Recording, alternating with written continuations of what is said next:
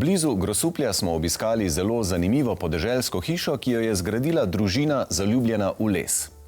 Del lesa za gradnjo so pripeljali kar iz domačega gozda. Lastnika pa sta v leseno konstrukcijo vgradila tudi senzorje, ki merijo vlažnost lesa in ob morebitnem prekomernem povišanju vlažnosti ali vdoru vode v les omogočajo hitro ukrepanje. Tale hiša je več kot le svetu in prijeten dom štiričlanske družine. Namreč, predvsem svojo razgibano fasado, je pravi raziskovalni laboratorij. Boštjan, zdi se, da je material, glavni osrednji material tele hiše, narekoval že kar vaš priimek, a ne? Pišete se namreč lesar. Ja, seveda, to je zagotovo, zato ker sem tudi poklicno povezan z lesom in les mi je bil položen v zibelko in ne morem brez njega, tako da me obkroža povsod. Cela hiša je lesena, od tem klet je betonska, vse ostalo imamo pa z leseno skeletno konstrukcijo, potem imamo fasado leseno in medetažno ploščo in tako naprej. Poleg tega pa smo hoteli tudi, da nas spremlja les v vsakem prostoru. Osnovni material je smrekov les, ki je obdelan z belimi pigmenti, tako da les tak tudi ostane dlje časa, tudi 10 let in več.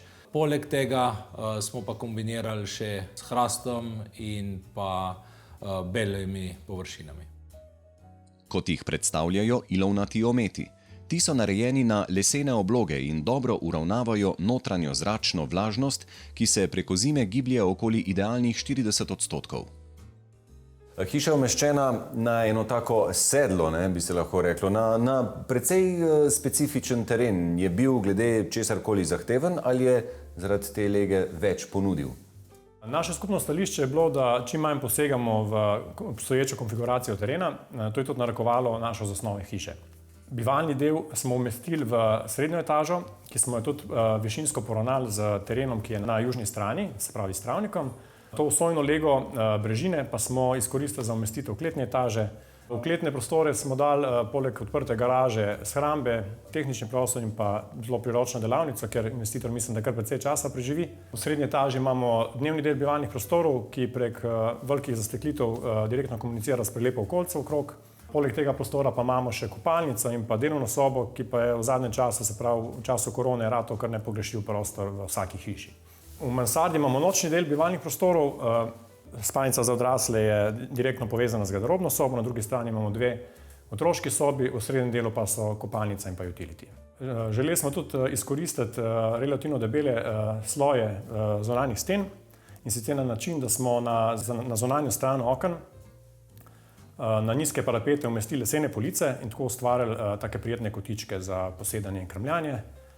Podobno smo potem naredili tudi tule, kjer zdaj sedimo, s tem, da smo tu naredili na notranji strani enako leseno polico, z tega mesta pa se mi zdi tudi, da se odpira nek najlepši pogled iz hiše proti gozdu. Zaradi kombinacije fasadnih in strešnih oken so omogočili prostorom enakomerno osvetlitev z več strani in tudi to, da vanje posije sonce večkrat na dan. Tomaž, na kaj treba biti pozoren pri načrtovanju naravne osvetlitve prostorov in kakšno vlogo imajo tukaj potem strešna okna? Ja, načrtovanje dnevne osvetlitve prostorov je najmanj enakovreden in zelo pomemben korak pri ustvarjanju kateregakoli prostora ali objekta. Naravna svetloba izredno vpliva na človeško telo. Uravnava nam biološko uro, kar pomeni, da je vpliva na zdravje, počutje, storilnost, koncentracijo, na vse praktično. Mi živimo sedaj drugače. Mi smo notri v zaprtih prostorih 90% našega časa. Včasih to ni bilo tako. Naravna svetloba je dobro, da pride od zgoraj. Če je prostor osvetljen izključno s fasadnim oknom, je svetloba, s tem osvetljenost prostora izredno odvisen od okolice. Pri strešnih oknih pa je svetloba, ki pride skozi, bolj naravna, ker tega vpliva okolice ni ali pa je manjši, zato je svetloba boljša.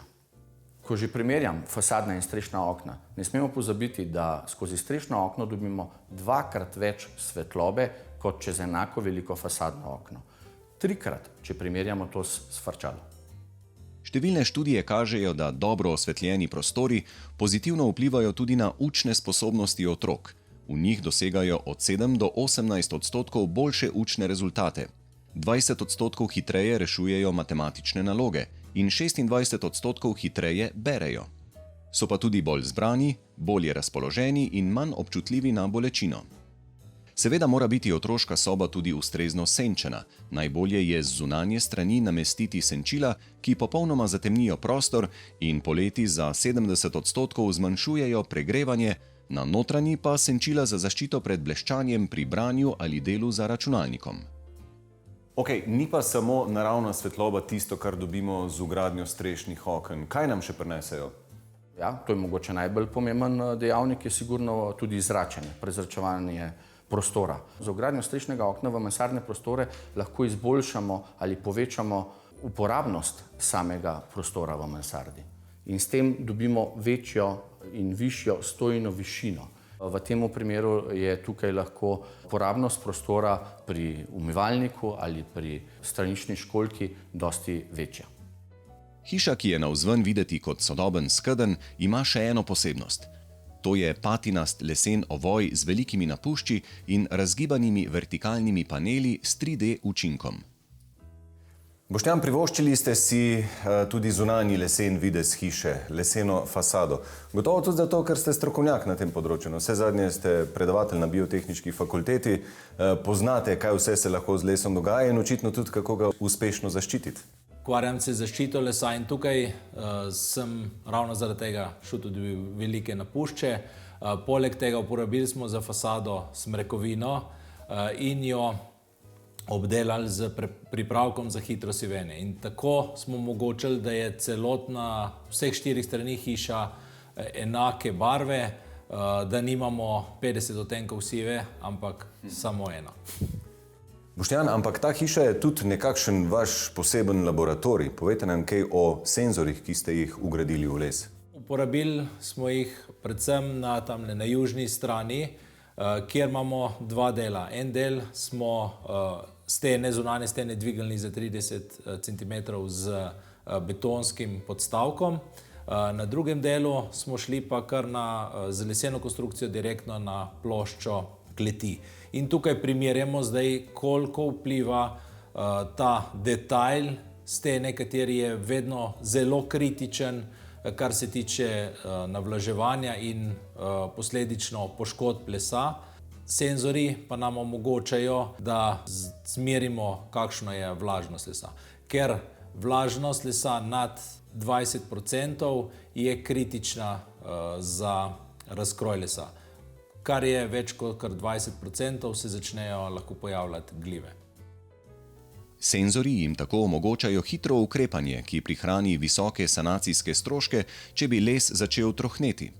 Menim, da je prav ta stavbni ovoj, se pravi s to posebno patinasto fasado, velikimi napušči in s temi vertikalnimi poševnimi ročicami, dal hiši nek poseben karakter. Skupaj z izrazito funkcionalno zasnovo in pa z značilnostmi podeželske arhitekture, mislim, da nudi tudi zelo lep dom sodobni družini. Obdani s toliko naravnimi materiali in s toliko različnimi senzorji v njih, ima človek na koncu občutek, da dejansko drži tisti rek, da imajo stene oči in ušesa. No, da pa ima hiša dušo, smo se pa tudi lahko prepričali.